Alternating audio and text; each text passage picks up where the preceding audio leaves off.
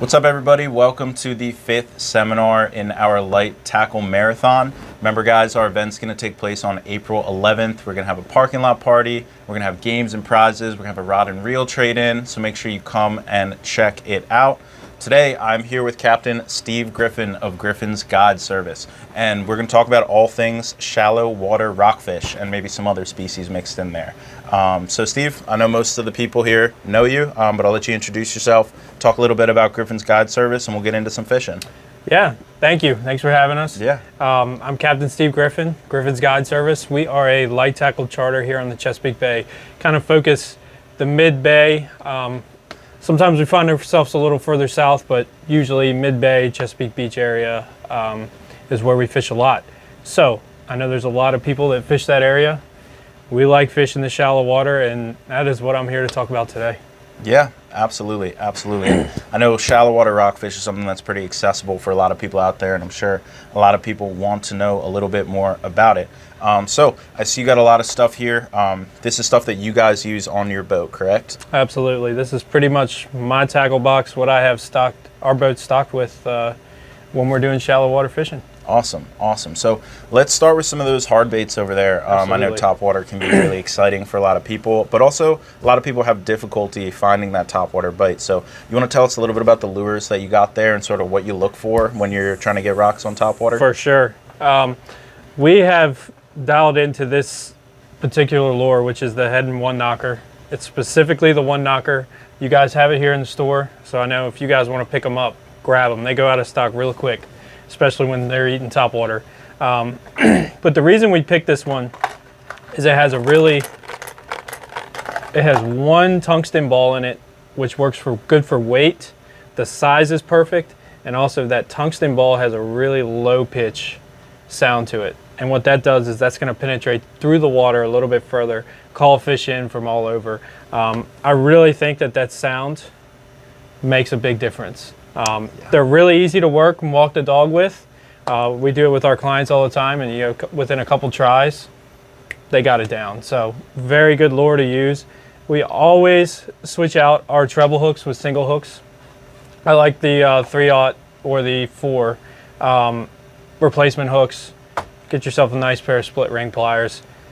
When you got 2 treble hooks and a fish flopping around, it gets a little sketchy. So it's better for the fish, better for us.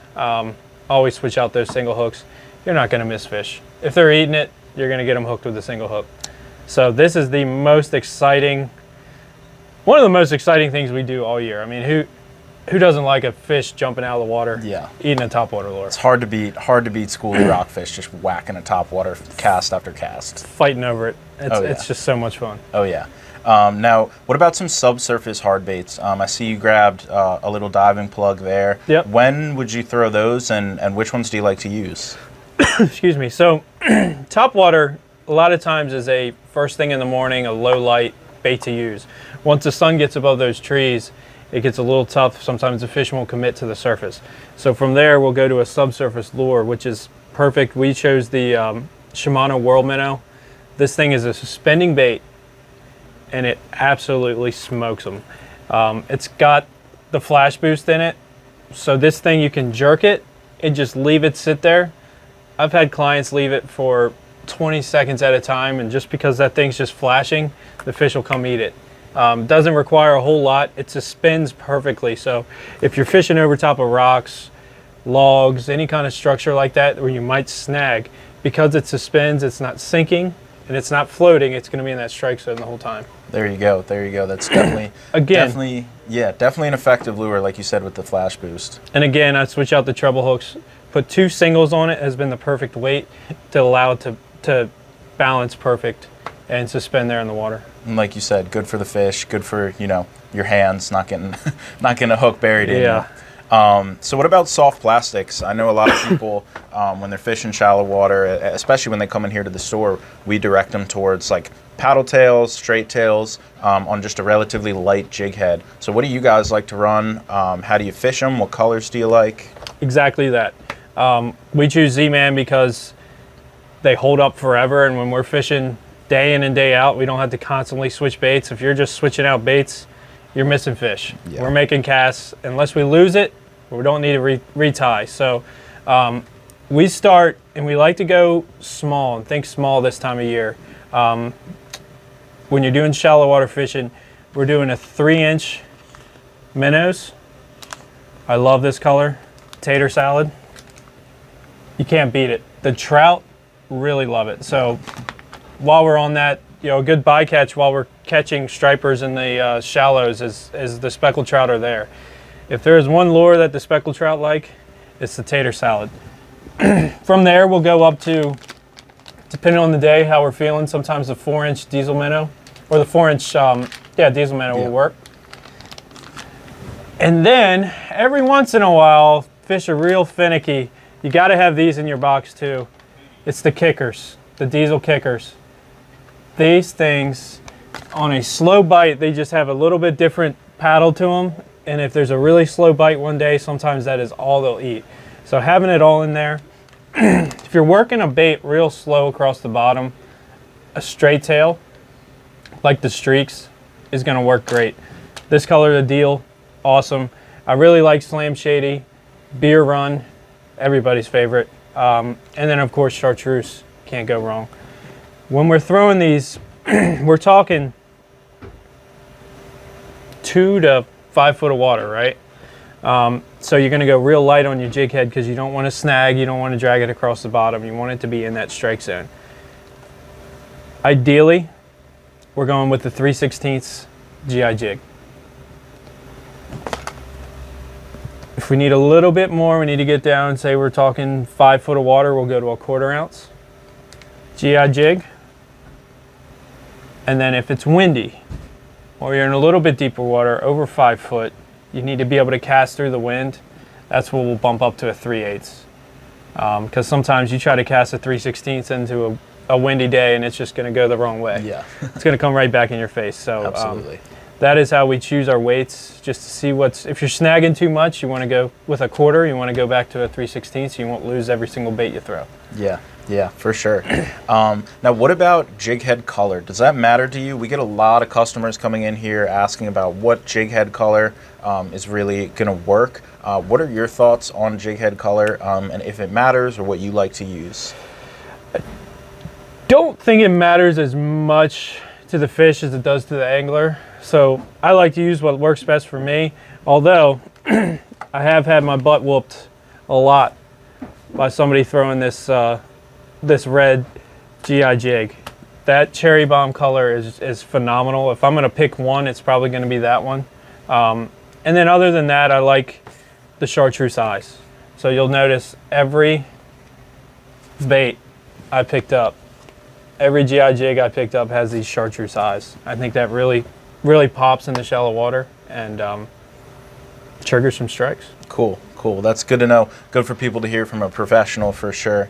Now, what about rod and reel combo? I see you've got this combo here. People might have seen it before because we do carry it in the store. But why don't you talk a little bit about your rod, reel, and line selection as well? We put a lot of time. I'm very particular about what we use as our rod and reels, and there's no one tool that does the job for everything. So we use a different rod for our top water and our shallow water fishing than we do for our jigging.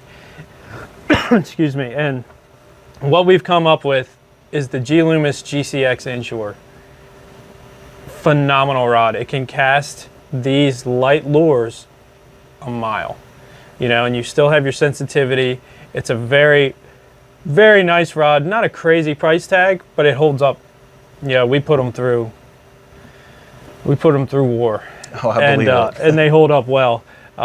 So what we're looking for in this, when we're doing this type of fishing, is not an extra fast or a fast like you would look for if you're jigging, but a more moderate tip that bends a little bit further down. And the reason we want that, we can cast these light lures farther, but also when you hook up and you're fighting a fish, the rod bends further down into the blank. And what that's going to do is give you a little bit of a cushion. In shallow water, these fish have nowhere to go. They're not swimming down. Right. They're swimming all over the place. So that gives you a little bit of extra cushion when they're making erratic movements, that you're not going to get any slack line and that fish is going to be able to spit the hook. So it's kind of a little bit of an extra cushion. Makes it easier to cast. We love them. They're super sensitive. You're not missing bites. certainly not missing bites with them. We pair it with a Shimano Vanford 3000. I love that reel because we do the 3000 over the 2500 because you get a little bit of extra line, and you never know, you might hook a big bull red or a big fish in the shallows, and when you hook that fish, you want to make sure you're ready for it. Oh yeah. Always spooled up with Power Pro Super Slick V2. 15 pound is what we use. 15 pound gives us the ability to cast these real light lures, still grain sensitivity, and it holds up well. The way to make it hold up well, you got to add a leader. We never tie braid directly to the lure. So Seagar is what we go with always. That stuff's going to hold up. It's going to help, one, the fish can't see it. It's fluorocarbon. Two, the abrasion resistance is just phenomenal. We're fishing in rocks, we're fishing pilings, we're fishing all kinds of structure that is just going to cut braid. So if you've got a couple feet of fluorocarbon on there, you're good to go. Yeah, definitely important when you're fishing around all that structure. Well, that was a lot of really great information, Steve. Thank you so much for coming in. Absolutely. We do appreciate you. I'm sure everyone out there appreciates the ability to virtually pick your brain a little bit. Before we wrap up here, where can people find you? You specifically, or your guide service, social media, website, any of the above? Yep, we're on Instagram and Facebook, Griffin's Guide Service. You can find us at griffinsguideservice.com, or give us a call. 443-624-0088 is my direct cell. So you can give me a call, get you hooked up with a trip. We offer several trips up and down the bay for all different species. You're going to hear more from a few of our captains. And a lot of fun, exciting stuff going on in the bay. And thank you guys at Anglers. I went shopping today. They have everything we use in stock, so make sure you guys come out, grab all the good stuff, grab a Griffin's Guide Service combo, and we'll see you at the show.